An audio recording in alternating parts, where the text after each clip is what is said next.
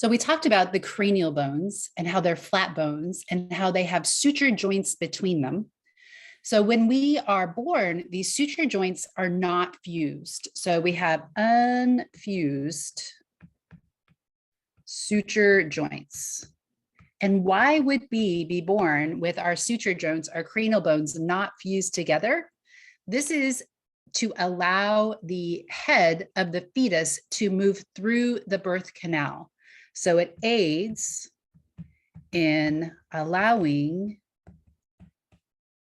the large fetal skull to move out through the birth canal.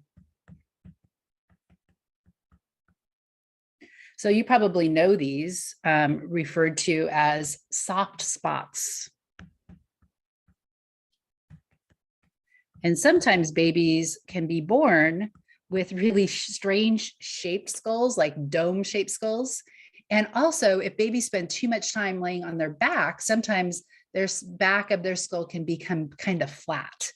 And so these are eventually going to fuse, but there is just a mesenchyme membrane between the skull bones.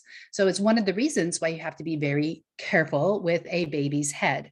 Also, they don't have the neck muscles to allow them to sit up straight, right? So let's just look at a table from your book.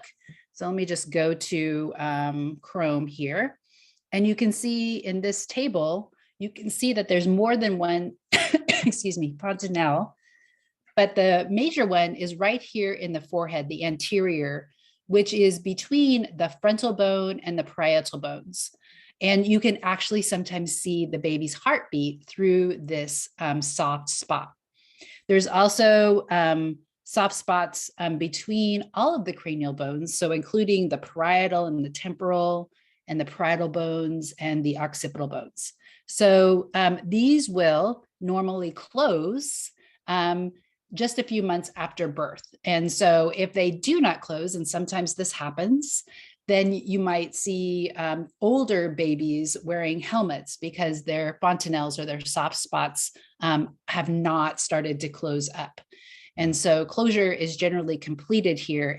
It says, at least for the side ones, at about 12 months.